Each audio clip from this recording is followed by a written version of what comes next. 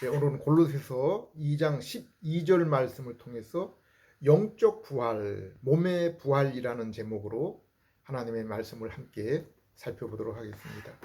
며칠 전 미국 트럼프 대통령과 우리나라 이재명 대통령 간의 정상 간의 그 협상이 있었고, 미국 대통령이 현 정부의 교회 탄압에 대해서 심히 참 우려를 표명한 그러한 것을 보았습니다. 남의 나라 주권에 대해서 간섭하는 것처럼 비추어지는 트럼프 대통령의 이러한 언급은 크리스찬 대통령으로서 그리스도의 같은 한 몸인 한국 교회를 위한 그러한 사랑의 모습이 느껴집니다. 또한 이것은 세계적으로 오늘날의 진영 싸움이 영적인 전쟁, 곧 교회와 세상과의 그러한 싸움, 창세기 3장 15절과 계시록 11장에 여자의 후손과 뱀의 후손, 곧 교회와 음녀의 그러한 대결 모습이 연상이 됩니다. 그러나 성경을 보면 이러한 싸움은 이미 오래전부터 있어 왔으며 오직 예수 그리스도의 재림으로 그 마지막에 이르게 됨을 말씀하고 있습니다. 하나님이 교회 곧 참 이스라엘을 지키기 위한 그러한 싸움, 그 극적인 그 순간들이 성경의 여러 군데에서 발견됩니다. 창세기 35장의 야곱의 가족의 멸망의 위기 가운데 베델 사건, 사무엘상 7장의 사무엘과 이스라엘의 미스바에서의 에벤에셀, 다윗과 골리앗의 대결, 죄수 요셉이 애굽의 총리가 된 사건, 다니엘의 사자굴 사건, 모르드게와 하만의 싸움에서 나타난 이러한 극적인 그러한 모습, 극적인 그 역전의 모습, 이 모든 일들이 하나님께서 세상에서 그분의 택하신 교회, 참 이스라엘을 보호하기 위한 그러한 일들임을 보게 됩니다. 그러나 교회와 성도가 알아야 될 것은 성경과 교회의 역사를 보게 될 때 항상 교회가 이와 같은 눈에 보이는 승리만 교회에 일어난 것이 아님을 알아야 합니다. 계시록 13장 6절에서 10절의 말씀을 보십시오.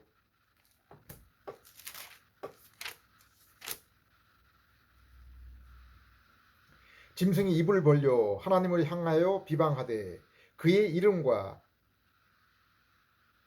그의 장마 곧 하늘에 사는 자들을 비방하더라. 또 권세를 받아 성도들과 싸워 이기게 되고 각 족속과 백성과 방언과 나라를 다스리는 권세를 받으니 죽임을 당한 어린 양의 생명책에 창세 이후로 이름이 기록되지 못하고 이 땅에 사는 자들은 다 그 짐승에게 경배하리라. 누구든지 귀가 있거든 들을지어다.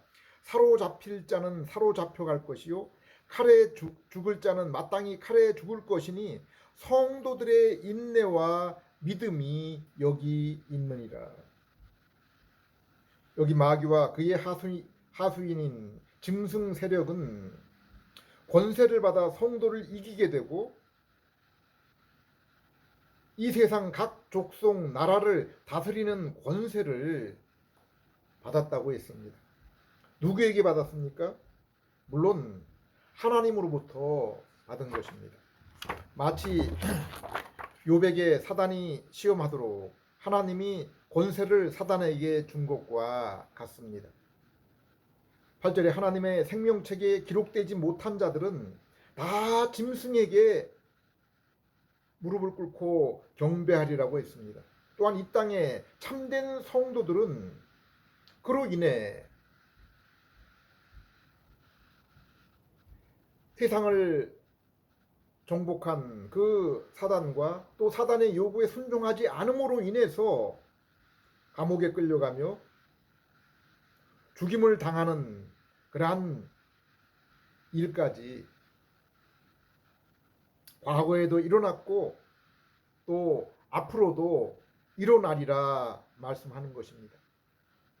계시록 본문이 분명히 이 일에 대해서 기록하고 있기 때문입니다. 11절 이후에는 이러한 짐승이 사람들을 놀라게 하고 미혹하기 위해서 큰 이적들을 행하기까지 한다고 했습니다.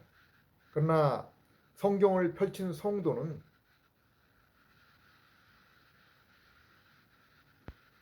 성경을 펼치고 그리고 얼마 안 돼요. 이러한 싸움의 진정한 승리는 교회의 것이 될 것임을, 성도 자신의 것이 될 것임을 분명하게 알게 됩니다. 창세기 3장 15절 내가 너로 여자와 원수가 되게 하고 내 후손도 여자의 후손과 원수가 되게 하리니 여자의 후손은 내 머리를 상하게 할 것이요 너는 그의 발꿈치를 상하게 할 것이라 하시고, 예수님 오시기 전에 구약 성도는 장차 여인의 후손 아브라함과 다윗의 후손으로 오실 그분이 마귀를 이기고 우리를 그의 손에서 죄에서 구속하리라는 사실을 믿음으로 구원, 곧 참된 승리를 얻게 된 것입니다. 그리고 예수님 오신 이후의 신약 성도는 예수님 십자가 사건과 부활을 통해 예수님이 사단을 패배시키고 그분의 백성을 죄, 사망, 사단의 손에서 구출하셨음을 아는 자들입니다. 또한 예수님과 믿음으로 연합하여 죄 용서와 의를 얻고 하나님과 화평하며 성령님의 내주와 하나님을 아버지로 부르는 아들의 신분 그리고 하나님의 형상을 회복하여 말씀과 성령님의 인도로 더욱 그리스도를 닮아 하나님께 나아가며 마침내 주님 재림으로 주님과 같은 영광의 몸을 입고 천국에 들어가게 될 것을 아는 자들, 그러므로 성도의 삶 속에서 또한 이것을 날마다 경험하고 있는 자들입니다. 성도가 이 같은 새 생명과 함께 하나님이 주신 신령한 복을 어떻게 경험할 수 있습니까? 시편 19편 10절을 보면은 하나님이 그분의 자녀인 성도에게 주신 말씀은, 하나님의 말씀은 성도에게 있어서 가장 귀한 보물이며 가장 달콤한 것이 된다고 했습니다. 금 곧 많은 순금보다 더 사모할 것이며 꿀과 송이꿀보다 더 달도다.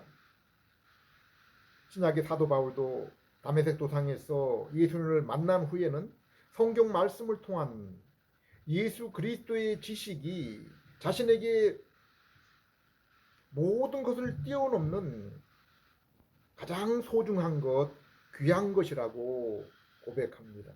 빌립보 3장 8절 9절 또한 모든 것을 해로 여김은 내 주 그리스도 예수를 아는 지식이 가장 고상하기 때문이라.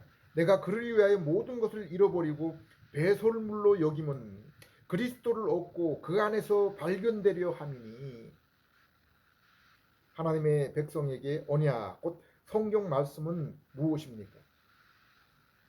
아담과 이스라엘을 보십시오. 하나님은 아담을 그분의 형상으로 지으시고 하나님의 아들로 세상을 다스리는 기름 부은 받은 자로 세우셨습니다.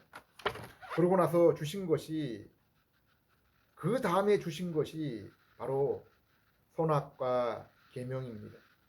이스라엘에게도 이스라엘을 애굽에서 구속 곧 구원하여 내신 후에 하나님 자신이 이스라엘을 친히 구원하신 분이심을 나타내시고 이스라엘을 모든 민족 중에 내가 택한 내 백성 제사장 나라 거룩한 백성으로 삼으시며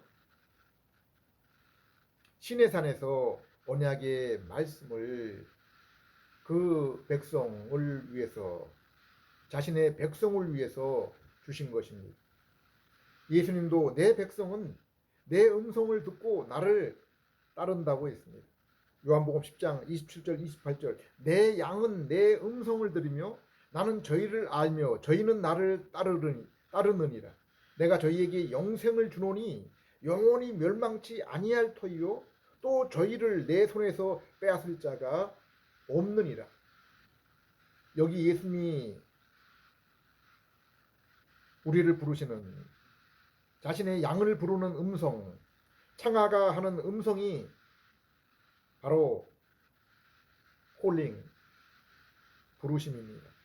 이러한 부르심을 외적 부르심과 내적 부르심으로 조직신학은 분류하고 있는데 여기 내적 부르심을 중생이라고 하며 그분의 백성은 반드시 이러한 부르심에 믿음으로 응답하는 것입니다. 그리고 이 부르심에 응답하여 하나님의 자녀된 자들은 예수님 곧 하나님의 말씀에 응답하고 순종하는 삶을 살게 되는 것입니다. 이것이 바로 예수님의 음성을 듣고 따르는 성도의 삶입니다. 전도서 12장 13절에 인생의 본분이 무엇이라고 했습니까? 일의 결국을 다 들었으니 하나님을 경외하고 그의 명령들을 지킬지어다. 이것이 모든 사람의 본분이니라. 신약 성경에 나타난 하나님이 인생을 향한 그러한 뜻이 무엇이라고 했습니까? 그의 계명은 요한에서 3장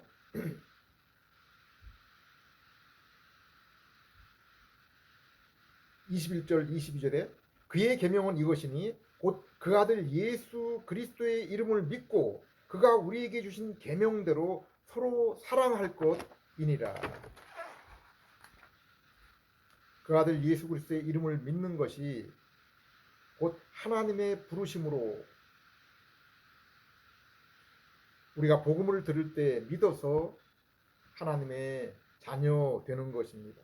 성경은 죄인이 구원을 얻는 것은 창조와 더불어 재창조, 새로운 피조물이 되는 것이라고 했는데 이것은 성부 하나님의 택하심, 성자의 십자가 구속, 그리고 성령님의 중생을 통해서 믿음으로 이루어진 것으로 하나님의 선물이라고 했습니다.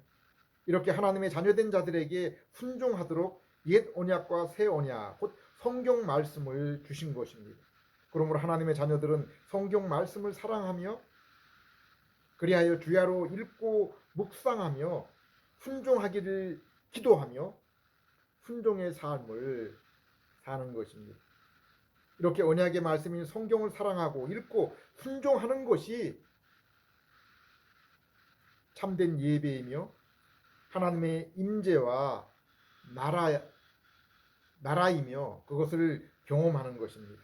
로마 12장 1절 그러므로 형제들아 내가 하나님의 모든 자비하심으로 너희를 권하노니 너희 몸을 하나님이 기뻐하시는 거룩한 산 제물로 드리라. 이는 너희가 드릴 영적 예배이니라. 왜 우리가 성경을 읽고 연구해야 됩니까? 하나님의 뜻을 바르게 알고 바르게 순종하며 그리하여 바르게 예배드리기 위해서입니다. 2절 너희는 이 세대를 본받지 말고 오직 마음을 새롭게 함으로 변화를 받아 하나님의 선하시고 기뻐하시고 온전한 뜻이 무엇인지 분별을 하도록 하라. 우리가 복음을 통해서 중생하여 변화된 새 마음을 받았으면 이제 하나님의 성도는 하나님의 선하시고 기뻐하시고 온전한 뜻이 무엇인지를 분별하기 위해서 성경 말씀을 읽고 연구해야 하는 것입니다. 요한복음 4장 20절을 보면은 예수님은 사마리아 여인과 이야기하며 참된 예배에 대해서 말씀하십니다. 예수님이 여인에게 아버지께 참으로 예배할 때가 오나니 바로 이때라고 하셨습니다. 그러므로 너희는 예배를 위해 여기 사마리아에 있는 산이나 예루살렘으로 가지 말라고 했습니다. 물론 성경을 보면 새 언약 시대가 시작되어 참된 예배를 드리게 되는 시기는 예수님이 믿는 자 각자에게 성령님을 보내시는 오순절에 시작이 된다고 했습니다. 그 참된 예배는 24절에 영과 진리로 드리는 것이라고 했습니다. 에베소 2장 18절에는 예수 그리스도의 이름으로 성령 안에서 아버지께 나아가는 것이라고 했습니다. 아담이 하나님께 나아가기 위해서는 선악과 언약을 지키며 성전인 에덴 동산에 거해야 했습니다. 이스라엘이 하나님께 나아가기 위해서는 성소와 성전으로 나아가야 했으며 자신의 죄를 속하기 위해서 짐승의 피가 필요했습니다. 그러나 이러한 예배 또한 온전한 예배라 부르기 어렵습니다. 하나님은 세례 요한을 선지자 중에 가장 큰 자라 불렀지만은 하나님 나라에서는 지극히 작은 자도 그보다 크다고 했습니다. 물론 이 말씀은 세례 요한이 천국에 이르지 못했다는 말씀이 아닙니다. 이것은 세례 요한의 시대가 아직 하나님이 약속하신 새 언약이 이루어진 시대가 새 언약 시대가 아님을 말씀하고 있는 것입니다. 예수님의 부속과 부활하심으로 죄사함과 의의 길이 아직 열리지 않았고 성령님이 성도의 심령에 오지 않았기 때문입니다. 물론 시편의 찬송과 예배를 보면은 옛 언약 시대에도 참된 성도들이 신령한 예배를 드린 모습이 발견됩니다. 그러나 오순절 이후 시대처럼 풍성하게 그리고 믿는 성도 한 사람 한 사람이 온전하게 예배드리는 그러한 그 풍성한 모습으로 나타난 것이 아닙니다. 그러나 오늘날은 어떤 시대입니까? 예수님이 오셔서 구원과 함께 언약을 성취하셨습니다. 성도는 이제 예수님의 재림과 몸의 영화 그리고 천국의 약속만을 남긴 그러한 상태에 있습니다. 그러므로 이 시간 종말의 시대에 성도의 현재 상태에 대해서 잠깐 말씀을 드리려 합니다. 성도는 지금 어떤 신분, 어떤 영적인 상태에 있습니까? 성도는 지금 삼위 하나님의 은혜 사역을 통해서 예수 그리스도를 믿음으로 죄 용서와 의를 얻고 하나님과 화목을 이룬 하나님의 자녀요 성령님을 그 마음에 모신 성전입니다. 또한 성령님의 중생을 통해 하나님의 형상이 회복이 되어서 하나님을 아는 지식 그리고 의와 거룩에 하나님 성품을 지닌 자, 곧 새 영과 새 마음을 지닌 우리가 속사람이라고 불리는 그러한 상태에 있으며 말씀과 성령님의 인도로 더욱 예수 그리스도의 모습으로 변화 가운데 있는 것입니다. 세상과의 영적 전쟁에서도 이미 십자가에서 마귀를 패배시키고 하늘 보좌에서 보이는 세상과 보이지 않는 세상을 다스리는 예수님과 연합하여 머리 대신 주님의 몸된 상태로 죄와 사망과 마귀의 손에서 해방되었을 뿐 아니라 마귀, 짐승, 음료의 세력과의 그 영적인 싸움에서 날마다 이기는 그러한 싸움을 하고 있는 것입니다. 그리고 예수님 재림 때 이제 그 승리를 우리의 두 눈으로 친히 보게 될 것입니다. 그러므로 성도는 세상의 눈으로는 볼 수 없지만은 하나님의 자녀요, 상속자, 하나님의 성전과 나라, 그리고 죄와 사망과 사탄의 나라를 이미 영적으로 이긴 그러한 자들입니다. 그럼에도 불구하고 세상에는 여전히 죄와 마귀의 권세가 존재하며 마지막에 갈수록 더욱 그 저항하는 것이 격렬한 그러한 모습을 보며, 또한 성도 자신의 육신에 아직 옛사람 곧 죄성이 남아서 활동함으로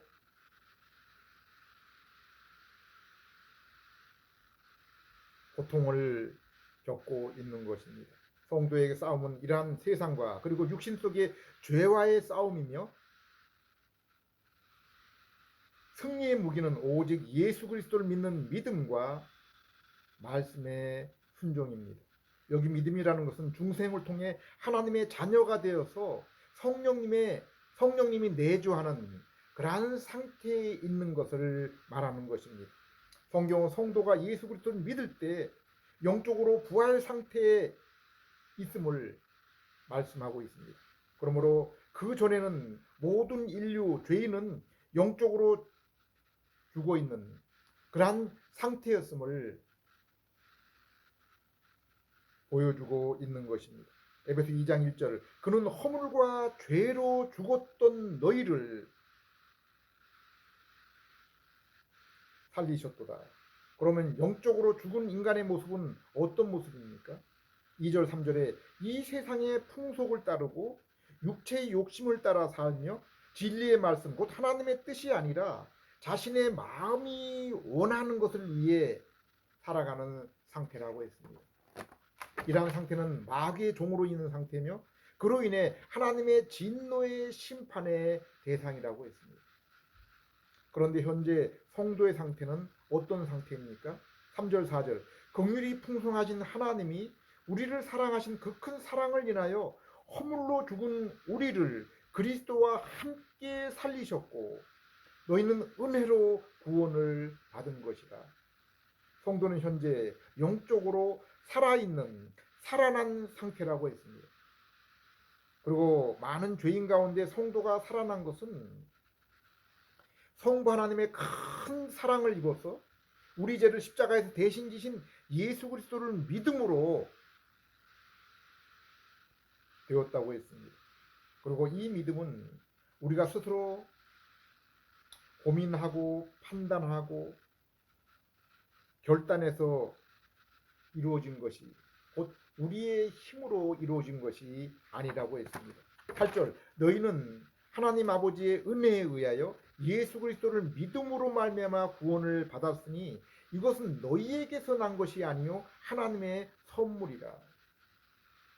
요한복음 3장에서 예수님을 찾아온 니고데모에게도 사람이 하나님 나라에 들어가기 위해서는 물과 성령으로 다시 태어나야 한다고 했습니다. 이 땅에 사람이 태어나는 것은 자신이 원한다고 이루어지는 것이 아닌 것처럼 영적인 태어남도 마찬가지입니다. 요한복음 1장 12절 13절에도 예수님을 영접한 자, 곧 믿는 자는 하나님의 자녀된 권세를 얻게 되는데, 이것은 혈통이나 육체의 정욕이나 사람의 뜻으로 된 것이 아니라 오직 하나님으로부터 난 자, 곧 성령으로 중생한 자뿐이라고 했습니다. 골로새 2장 12절 13절,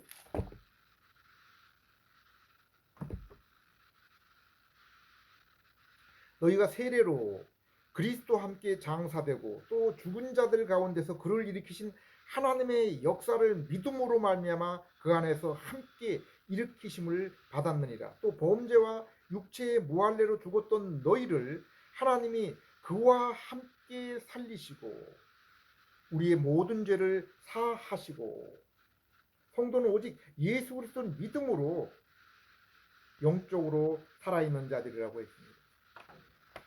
여기서 이 사실을 세례로 표현한 것입니다.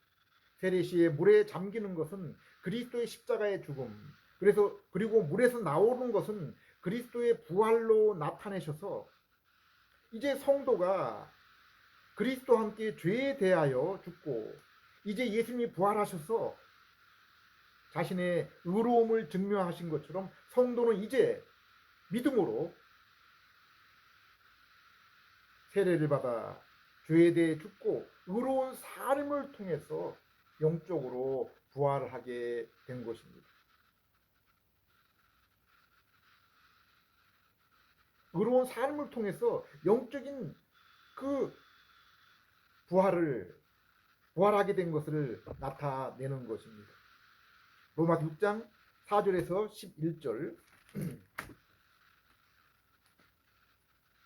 그러므로 우리가 그의 죽으심과 합하여 세례를 받음으로 그와 함께 장사되었나니 이는 아버지의 영광으로 말미암아 그리스도를 죽은 자 가운데서 살리신 같이 우리로 또한 새 생명 가운데 행하게 하려 함이라. 만일 우리가 그의 죽으심과 같은 모양으로 연합한 자 되었으면 또한 그의 부활과 같은 모양으로 연합한 자도 되리라. 우리가 알거니와 우리의 옛사람이 예수와 함께 십자가에 못 박힌 것은 죄의 몸이 죽어 다시는 우리가 죄의 종로로 타지 아니하려 함이니 이는 죽은 자가 죄에서 벗어나 의롭다 하심을 얻었음이라. 만일 우리가 그리스도와 함께 죽었으면 또한 그와 함께 살 줄을 믿노니 이는 그리스도께서 죽은 자 가운데 살아나심에 다시 죽지 아니하고 사망이 다시 그를 주장하지 못할 줄을 알미로라. 그가 죽으심은 죄에 대해 단번에 죽으시며 그가 살아계심은 하나님에 대해 살아계심이니 이와 같이 너희도 너희 자신을 죄에 대해서는 죽은 자요 그리스도 예수 안에서 하나님께 대하여는 살아있는 자로 여길지니라. 로마 6장 4절에서 11절이 바로 이 골로새에서 말씀한 사실을 더욱 잘 설명해주고 있습니다. 이처럼 예수를 믿음으로 영적으로 부활한 성도는 날마다 죄를 장사 지내며 의에 대해 살아있는 모습으로 살아가는 것입니다. 16절에는 사람이 어디에 순종하든지 그것의 종이 되는 것이라고 했습니다. 너희 자신을 종으로 내주어 누구에게 순종하든지 그 순종함을 받는 자의 종이 되는 줄을 너희가 알지 못하느냐? 혹은 죄의 종으로 사망에 이르고 혹은 순종의 종으로 곧 영생에 이르느니라. 성경 분명히 이 땅의 모든 죄인은 아담의 불순종의 자녀로 죄에 대해서는 살아있지만은 영적으로 하나님께 대하여는 죽은 자라고 했습니다. 그러나 오직 인생의 죄를 대신 지신 둘째 아담 예수 그리스도를 믿는 자들은 죄 용서와 의를 얻고 영적으로 살아난 자다라고 말씀하고 있습니다. 그러므로 마귀의 종인 주인은 세상의 죄와 정욕과 하나님 뜻 대신에 자신의 뜻을 따르지만은 부활한 새 영혼을 받은 중생한 성도는 날마다 죄의 싸움에서 죄를 죽이고 멀리하며 예수 그리스도를 따라 의의 말씀에 순종하는 삶을 살아가게 되는 것입니다. 그러므로 예수님도 마태복음 7장 산상수훈에서 나더러 주여 주여 하는 자마다 다 천국에 들어가는 것이 아니라 아버지의 뜻대로 행하는 자라야 들어간다고 했습니다. 그들의 열매로 그들을 알리라고 했습니다. 물론 이 말씀은 사람이 자기의 행위의 의로움으로 하나님 나라에 들어간다는 것이 아닙니다. 오직 예수 그리스도를 믿을 때 죄 용서와 의로 하나님의 자녀가 되었을 뿐 아니라 중생을 통한 마음의 변화로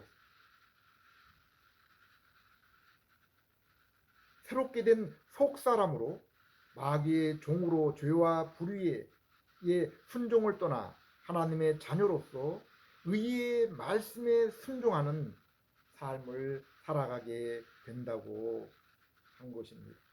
골로새 3장 10절에는 새 언약의 백성은 하나님의 형상이 회복이 되어 하나님을 아는 지식을 지니게 된다고 했습니다.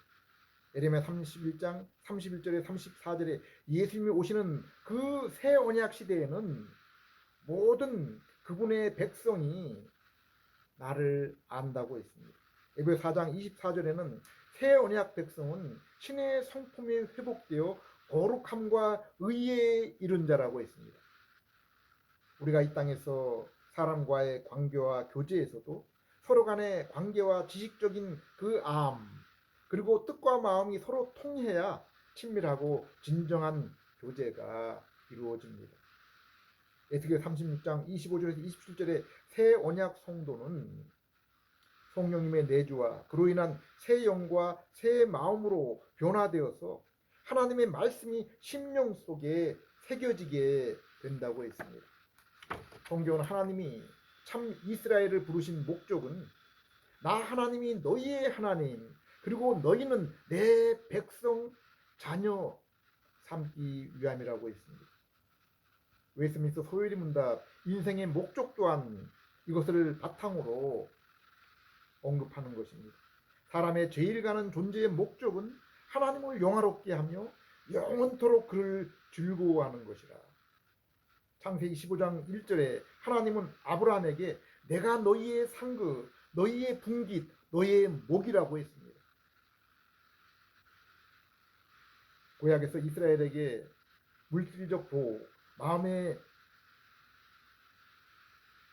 평화를 준 것은 바로 참된 복인 하나님을 표현하기 위한 것이었습니다. 그러나 구약의 많은 본문은 오직 하나님과 그분의 말씀만이 참된 복임을 말씀하고 있습니다. 이제 바벨론의 침략으로 모든 것을 빼앗기리라는 말씀을 들은 하박국의 고백을 한번 보십시오.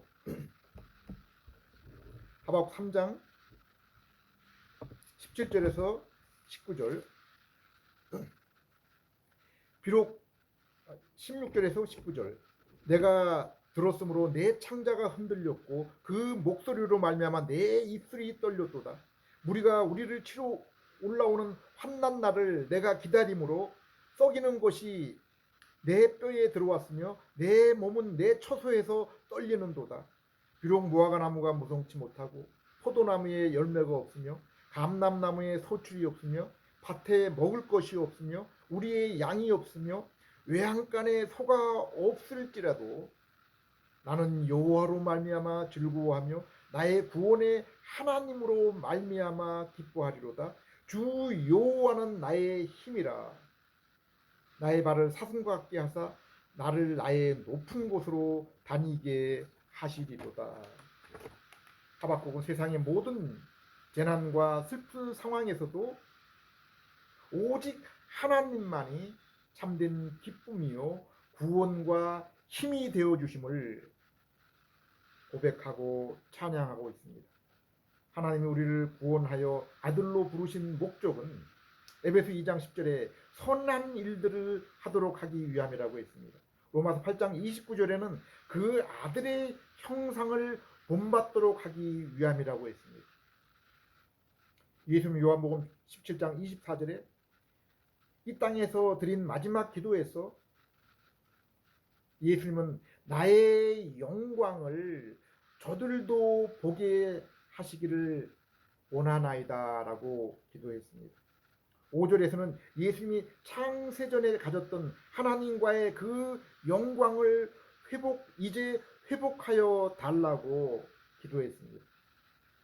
에베소 1장 18절을 보면 바울은 성도를 위해서 그 기업의 영광의 풍성함을 저들이 보게 해달라고 기도했습니다. 성경 우리가 믿음으로 예수님과 연합하여 이제 아들로서 예수님과 동일하기 유업을 얻은 상속자가 되었다고 했습니다. 이 땅에서 믿음으로 영적 부활 곧 중생하여 하나님과의 관계를 회복한 성도에게 참된 즐거움은 말씀과 성령님을 의지해서 더욱 주님께 가까이 하며 그분과의 친밀한 그 영적인 교제를 누리는 것입니다. 그러므로 성경은 너희가 어린아이처럼 하나님의 신령한 말씀을 사모하라 그랬습니다. 이것을 맛보아 누릴지어다라고 말씀하고 있는 것입니다. 하나님은 이 땅의 성도에게 아들의 형상을 본받아 말씀에 순종하는 선한 삶을 살라고 했습니다. 주님 앞에 설 때까지 너희는 더욱 흠없고 순전한 삶을 살라고 했습니다. 성화의 삶입니다. 영적으로 부활한 성도는 이러한 말씀 순종의 삶 속에 하나님께 드리는 참된 예배요. 그것이 바로 하나님 나라에 살아가는 것이며 그것을 날마다 경험하며 그로 인해 더욱 풍성히 경험하기를 소망하며 그리하여 우리의 썩어질 이 몸이 또한 예수 그리스도와 같은 영광의 몸있기를 소망하며 살아가는 것입니다. 이 땅의 성도에게 상급은 오직 하나님과 예수 그리스도입니다. 오직 중생하여 영적으로 부활한 성도만이 이 감추어진 마태복음 13장에 나오는 그 땅속에 감추어진 그러한 보물이며 진주장사가 모든 것을 투자해서 찾는 값진 진주처럼 이 감춘 것을 경험하며 더욱 말씀에 순종함으로 예수 그리스도에게 나아가 그로 인해 하나님을 영화롭게 하며 증인의 삶을 기뻐하며 살아가게 되는 것입니다. 기도하겠습니다. 하나님 아버지, 우리의 싸움은 육과 혈, 곧 세상적 싸움이 아닌 공중 권세자인 마귀와 악한 영, 죄와의 싸움이라고 했습니다. 십자가 부활로 죄와 악한 자와의 싸움을 이기신 주님, 저희도 믿음으로 주님이 이기신 그 싸움에 동참하게 하옵시고 말씀의 순종으로 이 거친 세상을 살아가며 위로와 인내 가운데 몸의 부활을 소망하며 살아가는 그러한 저희들 되게 해 주시옵소서. 예수님 이름으로 기도드립니다.